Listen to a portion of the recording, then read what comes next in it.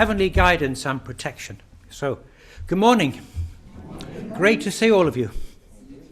I am eager to share my inspirations, or maybe my heavenly inspirations. So I chose this title because I really feel I have been guided throughout my whole life and protected. And that's why, at my age, I can look back and I can see how I've been guided. Maybe when you're younger, you don't see it. But the older I get, the more I realize I've not been alone. I'd like to begin with a speech from Mother from 1984 when she was 41 years of age. She's now 82, half a lifetime ago. And she gave a speech called "To Live in Utmost Gratitude." Let me read this. I have but one life goal: to live in utmost gratitude. Today, I will be more grateful than yesterday. Tomorrow, I will be yet more grateful.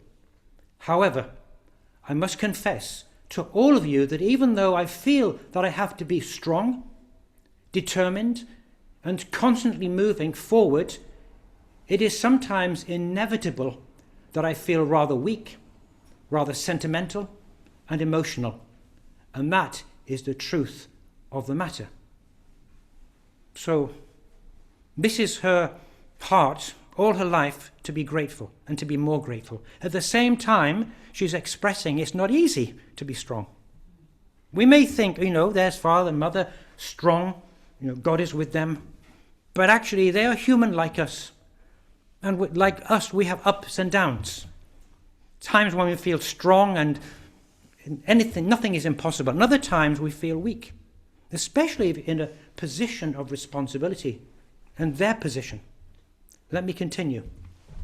I always think, what is the true way to pursue a life of faith in God? If we have a way of knowing the will of God precisely, then to fulfill that will is, of course, ideal. But in many cases, we do not have that good fortune.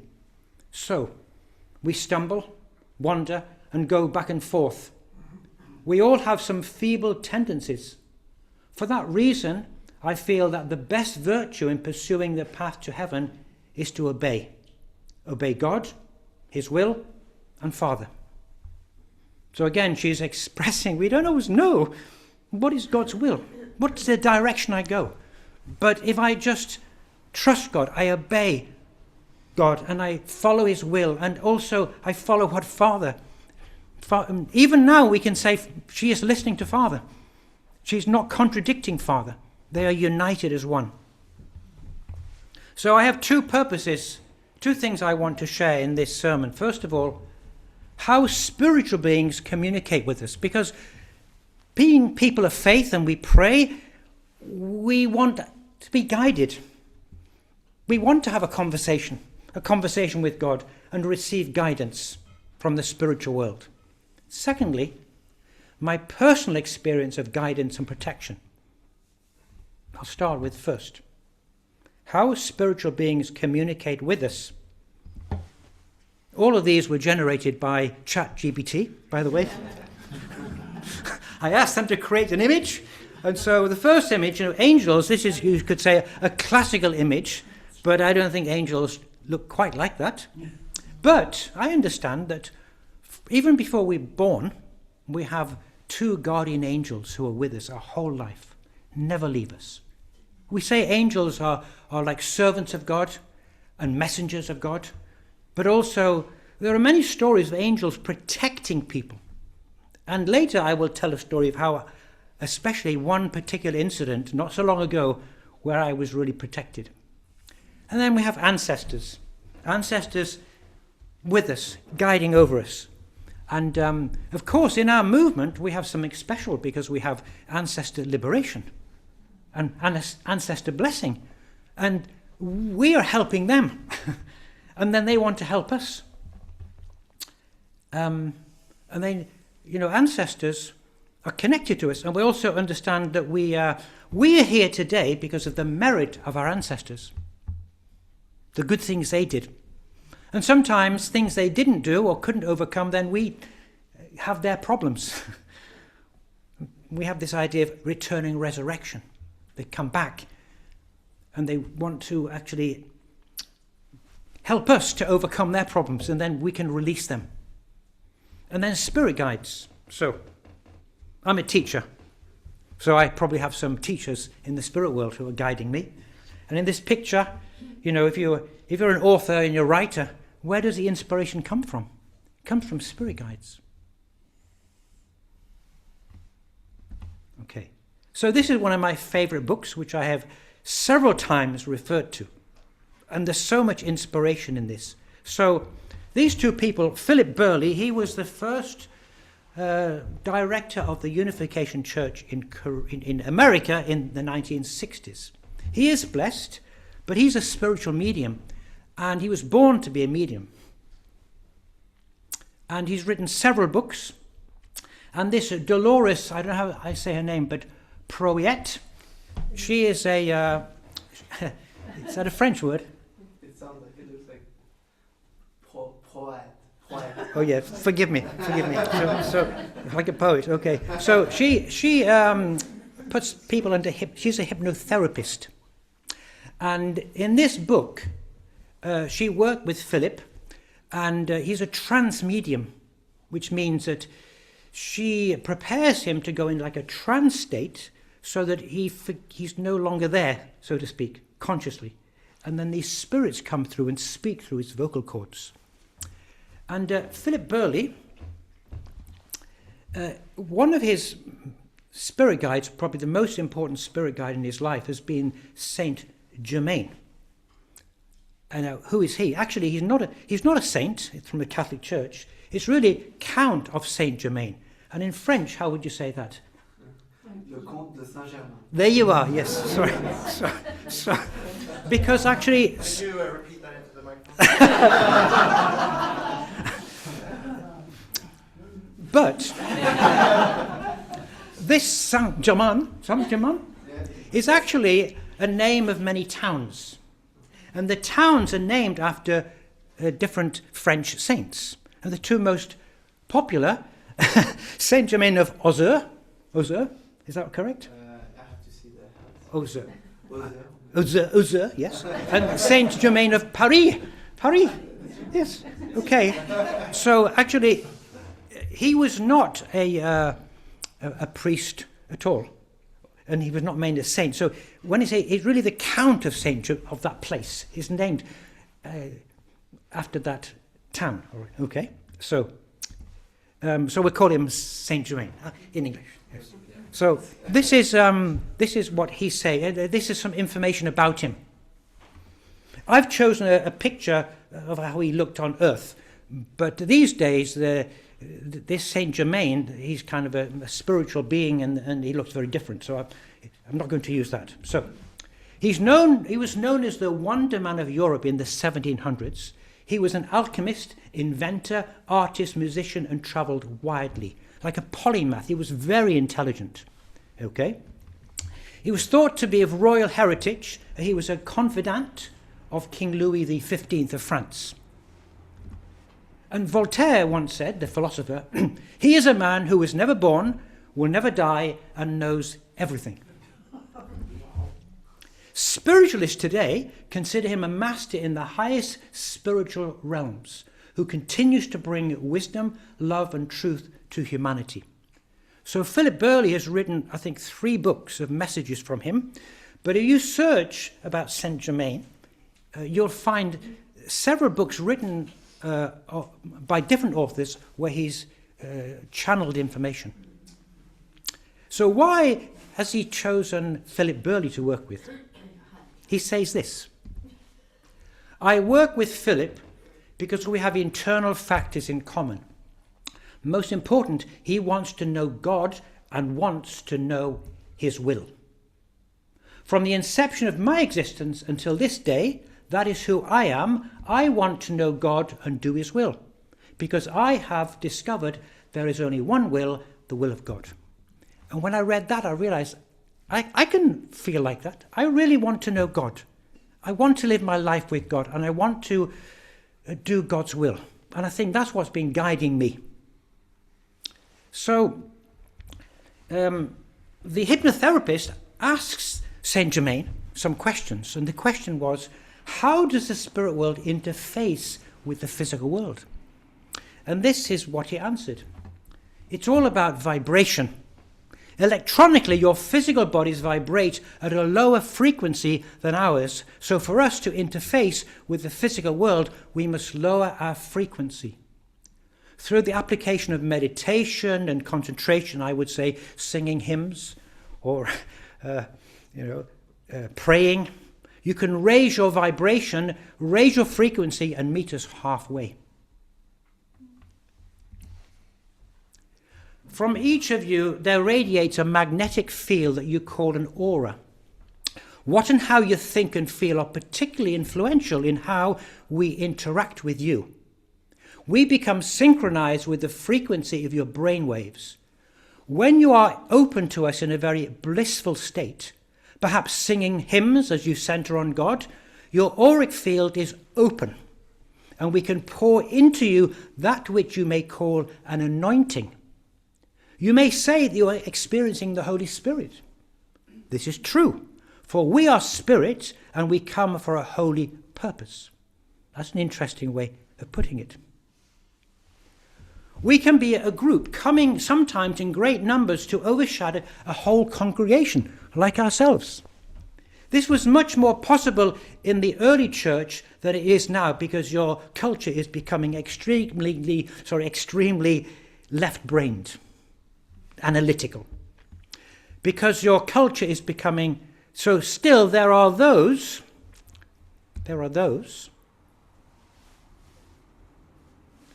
who are humble and simple in their thinking, not ignorant or stupid, but innocent and childlike. When they are praising God and singing, we can easily overshadow them. They experience our presence again and again, and they give God the credit. Yes, it is God, because God manifests himself through us. We come in God's name, and for his purposes, we are God's agents as we make contact and bring through this kind of influence. So when we pray, who's listening to our prayers? And we'll say, God, yes, but it's like God dwelling in these, in angels, in these spirits that are very at a high level, because they're listening to us. So they are God's messengers. Okay, so also the heart is very important. We understand God is a God of heart. Where does God dwell? God dwells in our hearts. And the more we can connect to our heart, the more we can experience God, and the more we are open for guidance. When our heart is open, when your heart is open, childlike and receptive, we can easily enter in. We can often bring about immediate changes, both in awareness and in the emotional field. But you have to want this. We cannot just come in and do anything. No. There is a plan, a design, a roadmap. We have to be experts in knowing and conforming to what God is trying to do through you. We are not allowed to just randomly remove suffering. We know that there are higher plans for each individual, and there are things we are not always aware of. There may be things that we are aware of that cause us to know that we must exit and do no more, even to relieve suffering, so that a person is able to learn and grow. So maybe you've been suffering and you're asking God, why don't you help me?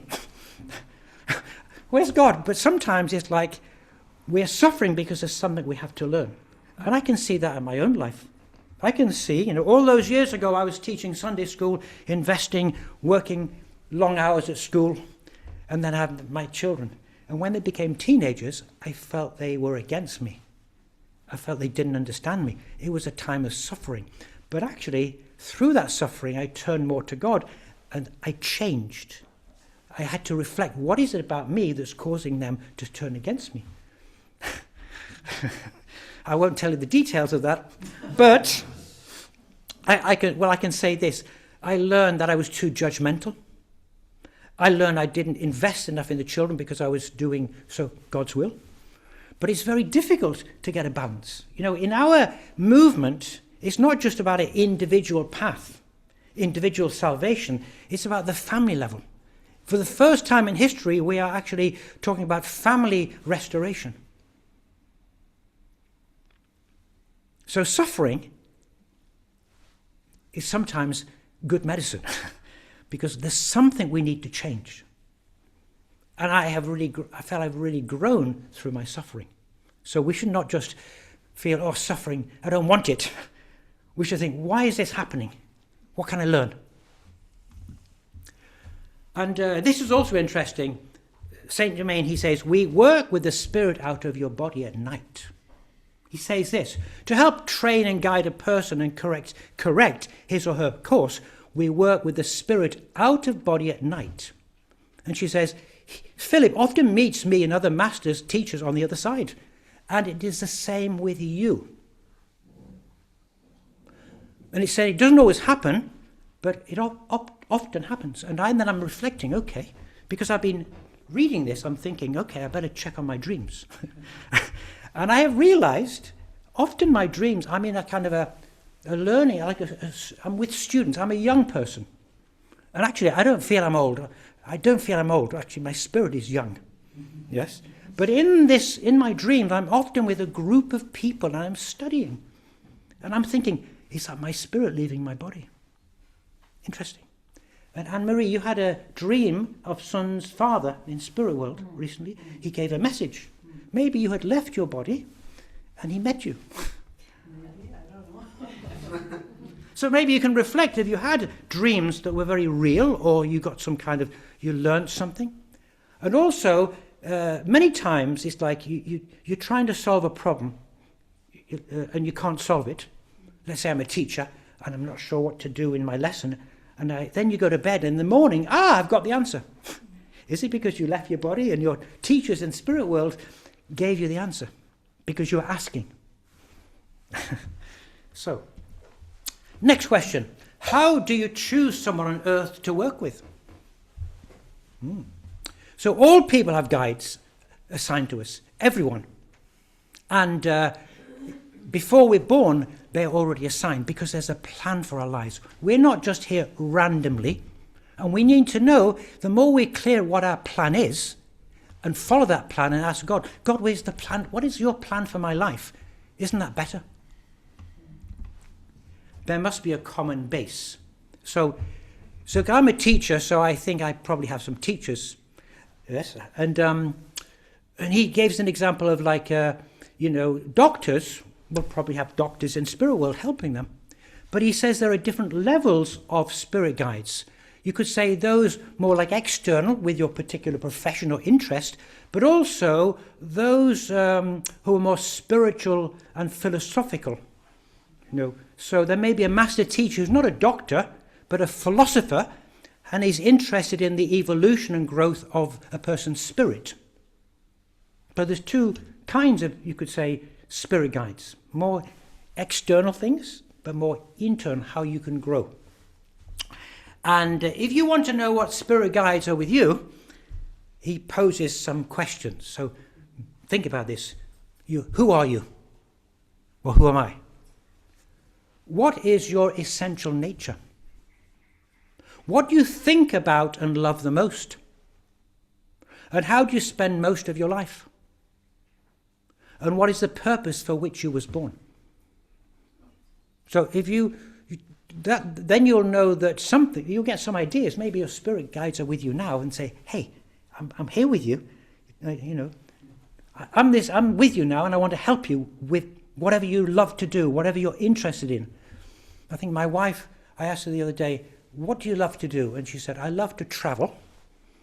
Yes, so that's why we traveled a lot this summer, because that's not my thing so much, but I really wanted to support her. And she said she loves to sew.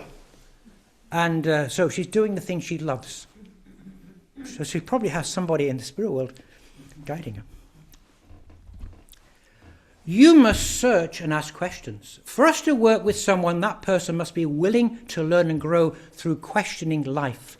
There must also be humility.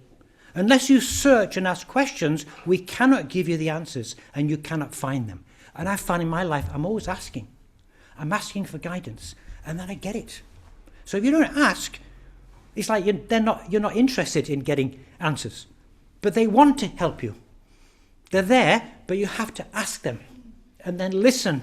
And you may not hear the answers immediately, but it'll come into your head, because that's my experience. So there may be gold plentifully, bountifully under your feet, but unless you dig into the soil, you will not find it. These attributes are of vital importance, especially if the soul is to do a higher work. All of these conditions are not necessary in lesser situations, but they are required in working with one who is devoted to God.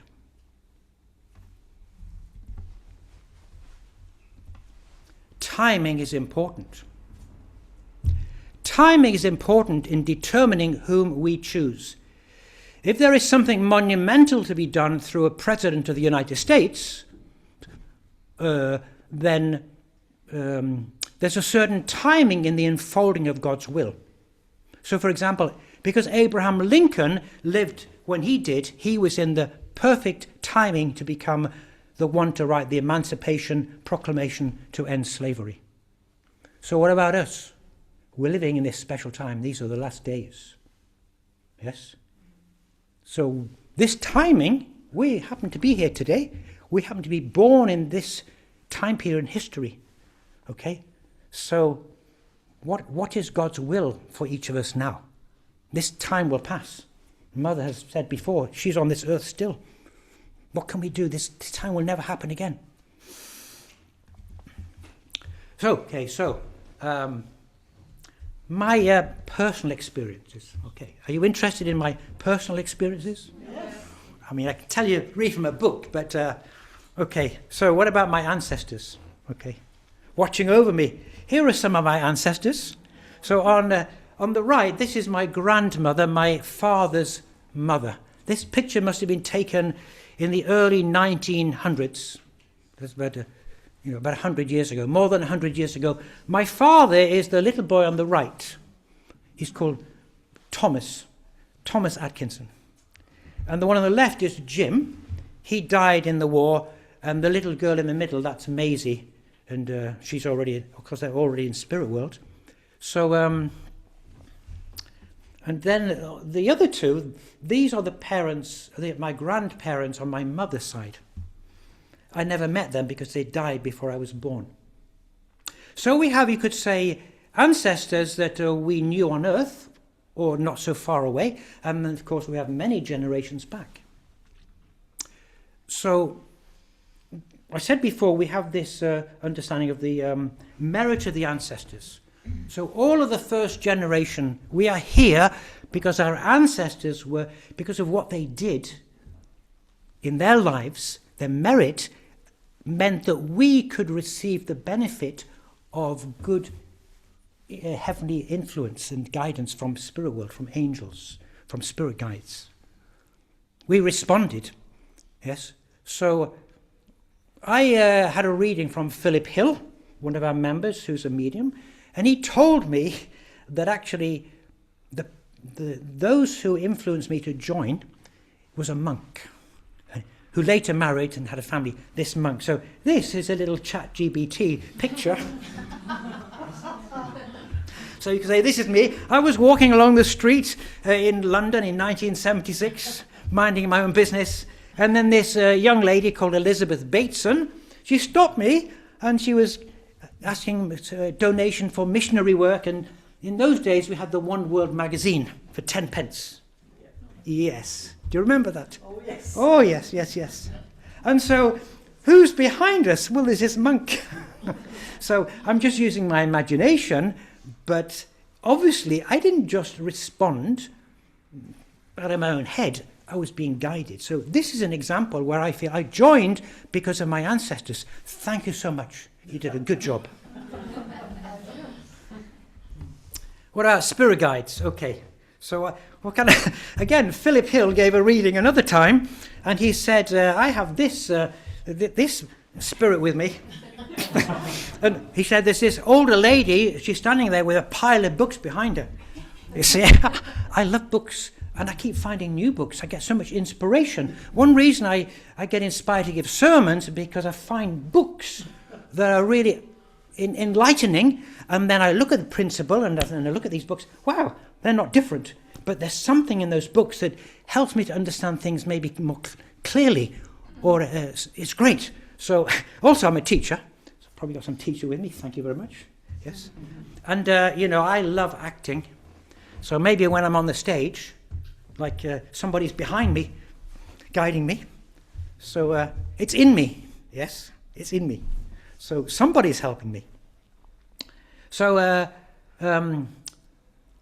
but in my life here in Sweden, I would say that the thing where I've been guided the most was when I did Sunday school. I was here. I'm not going to do that today because I feel I don't want to overdo it.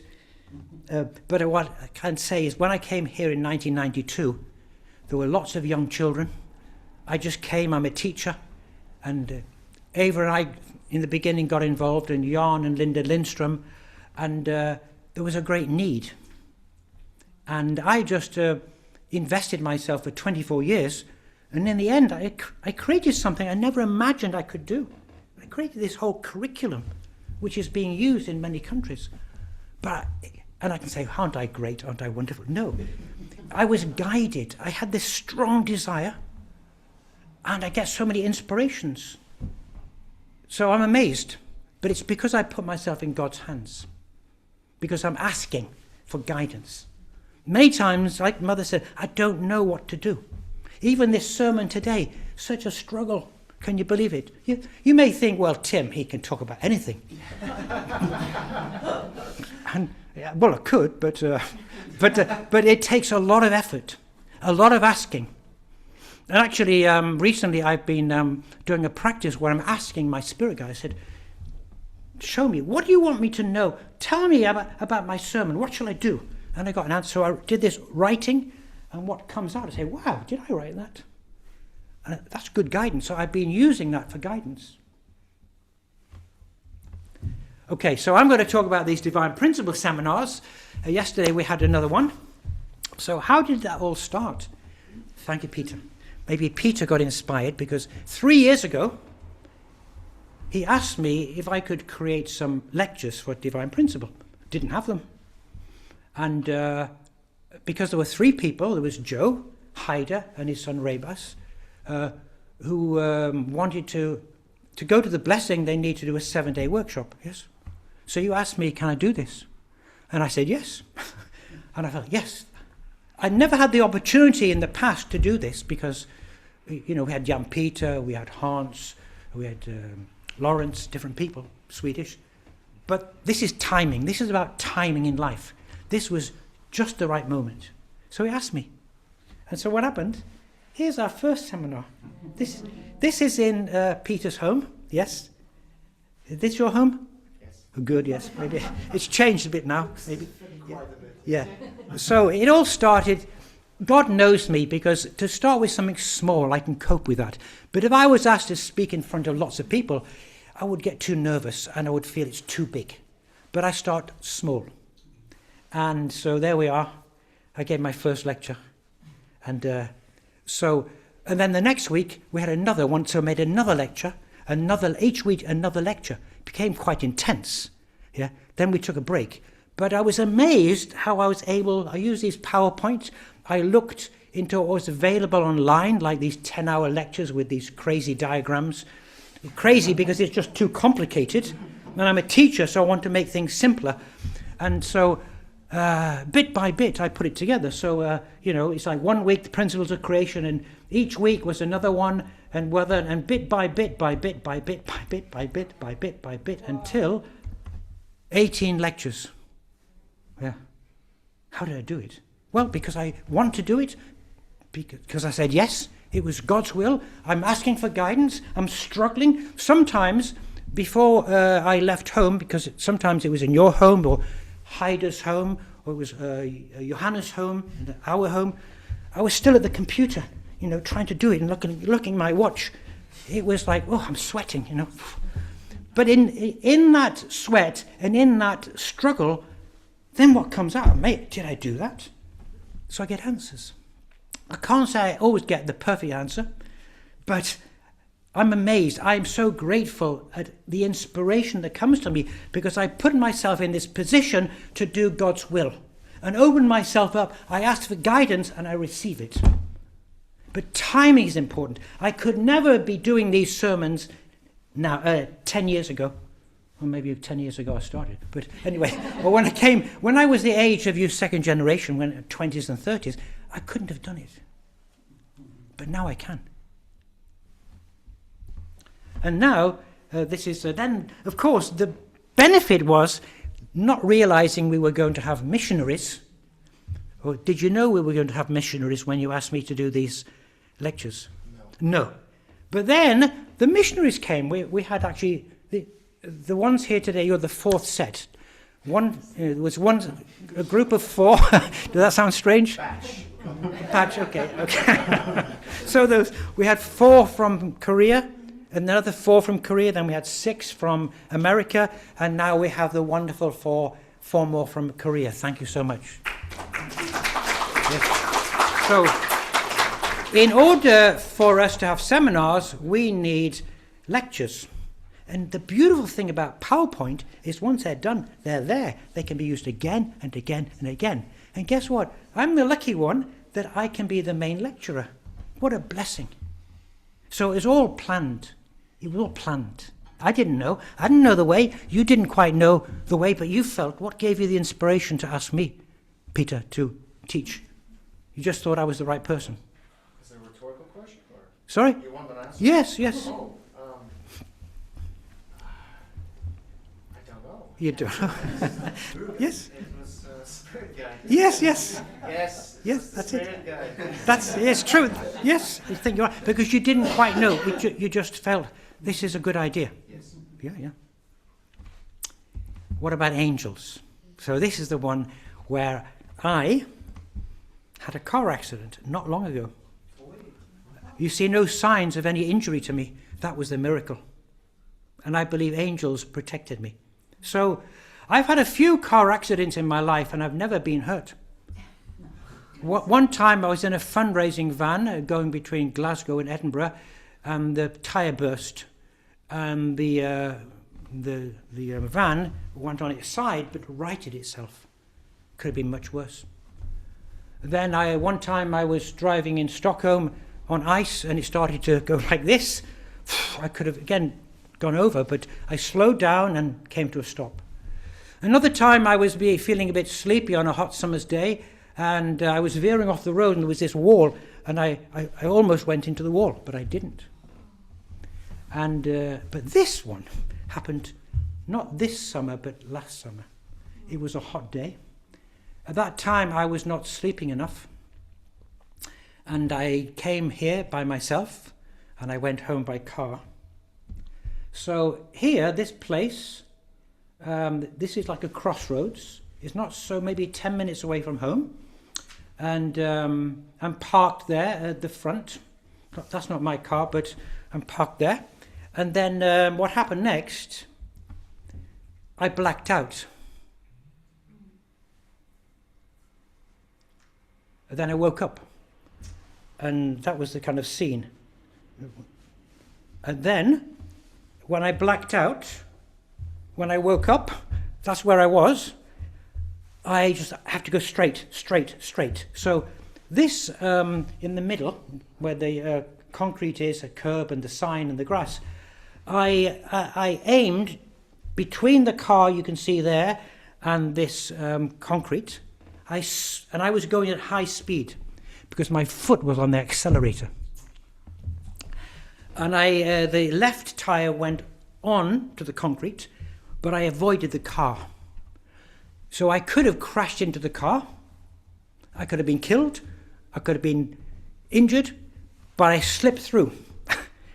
And then the car was shaking, but I said, I've got to keep going. This was on my mind. I believe that when I woke up, angels were guiding me because it could have been so much worse. So I continued, and it took about 10 minutes. The car was shaking, and people were pointing at my car, and when I got home, we have a garage, so I got a car into the garage, and I looked at the tyre. It was in shreds. But no one saw me go into that garage. That was good. And then I went home and I told my wife and my son, you know. So the next day we got the car was carried, taken to the nearby repair shop. There was nothing wrong with the car. The tyre was replaced. The car we have outside today is the same car. But for me, it was a miracle. The chances of me going in that gap, the chances of me getting home in that car, and then everything was fixed and no injury to me. That is an example where I feel protection. And I think the reason I'm protected is because God needs me. I can't waste time having accidents, you know. I'm needed. So here we are. We have as I said, angels, spirit guides with us. And now I'm going to come to a conclusion, because this is what stands out from this book. I want to know God and do his will. That's my overriding desire. And that's why I get so many blessings and so much guidance. So I feel so grateful for my whole life. Yeah. Little me, who am I? You may think, well, Tim, you know, he's got all these gifts and talents and he's clever. But every one of you, each one of you is special. Each one of you has your plan. God has a plan for you. Yes? And maybe you don't want to follow God's plan. Maybe I want my comfortable life. Don't challenge me too much.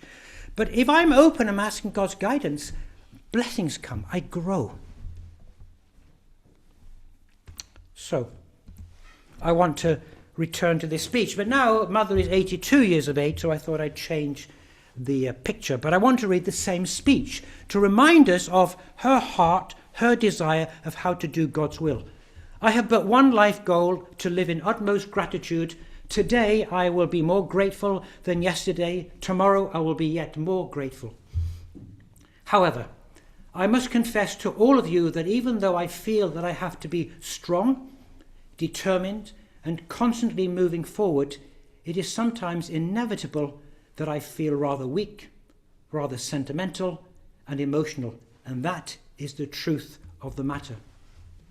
I always think, what is the true way to pursue a life of faith in God? If we have a way of knowing the will of God precisely, then to fulfill that will is, of course, ideal. But in many cases, we do not have that good fortune.